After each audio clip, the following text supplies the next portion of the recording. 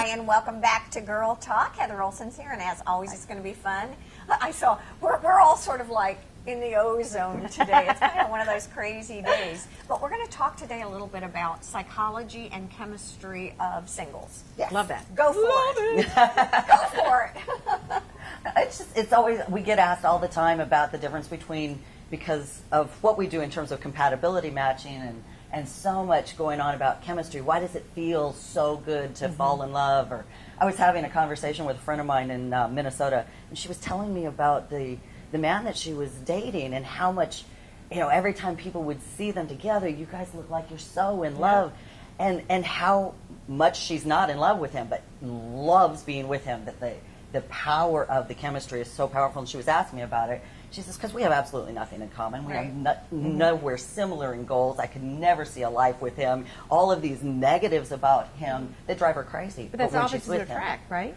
Isn't that what they say? Opposites Which attract? is why we have a 70+ divorce rate, 70% divorce rate. Interesting. Right? Because opposites do attract, but they also polarize. Yeah, right. yeah. And that is chemistry. Yeah. And she was asking me why, and I thought it'd be fun to talk about, because there is a chemistry in the brain, and there is the psychology behind it. It has to do with brain chemistry. It has to do with dopamine. A drug addict takes ecstasy or even alcohol or cocaine, and they want more and they want more. And how many great decisions do we make under the influence of those? Yeah. Right.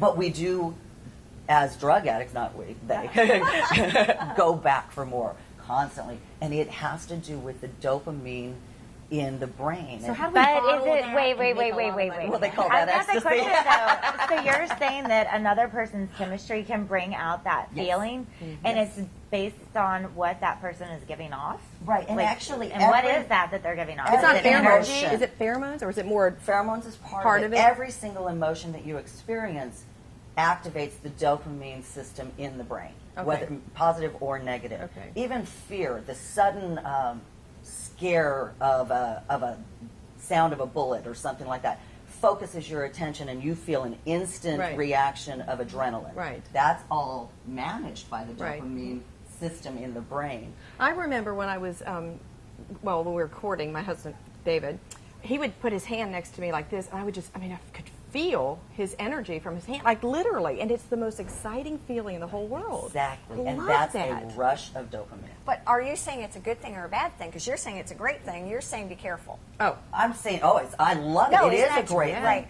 It is but understand it too. If you want chemistry that lasts forever, you need compatibility to go with it. it's a good point. That's a good point. Right. Yeah, because you can feel that.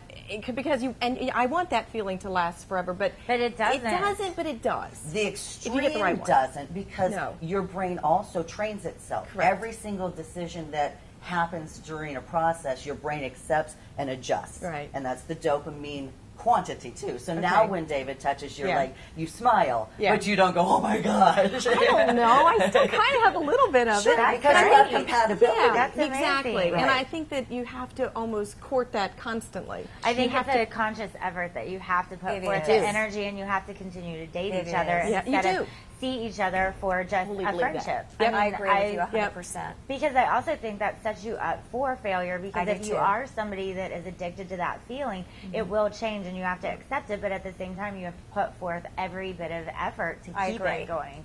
It's a conscious decision. Well, and I'm one that has had 3 marriages, and I know that you do get to a point, I know you're going to analyze this too, but you get to a point where if you're not compatible, then it falls apart, because that initial courting goes away, and then you're sitting there going, oh, now what am I going to do? Yeah. And not being compatible can be annoying. So the little things very that were annoying. cute, Yes. now we're like, are you kidding me with that? What does compatible mean? Compatible isn't common interest. That's the confusion. Compatible is the way we process information. It has to do with our levels of morals, values. Very much so. But even just your religious values and how much that means to you, your dominance levels, your work ethic. Some people are risky people, love to go bungee jumping, and other people are very structured and and want, everything in its little place.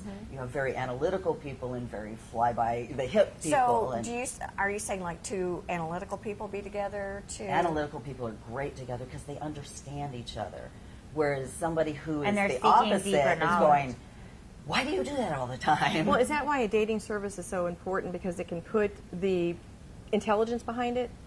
Does that make sense to you? If we confuse a dating service with a matchmaking service, we get confused. Dating service just is two people. An online service could be a dating service. There are private services that are just dating services. They just matchmaking is a matchmaker. When you do the psychological profiling and get to who that person is underneath all the masks, all of the personality traits, and get to the core of who they are. That's very then you cool. Can match it. And then you get the chemistry and all the dopamine you want. But there's such a critical. I mean, it is a hard thing to do, to get the perfect compatibility with the person that you're completely the chemistry is there. It's very hard and interesting. Well, I have two daughters. Neither of them are married. They're 25, 28, beautiful.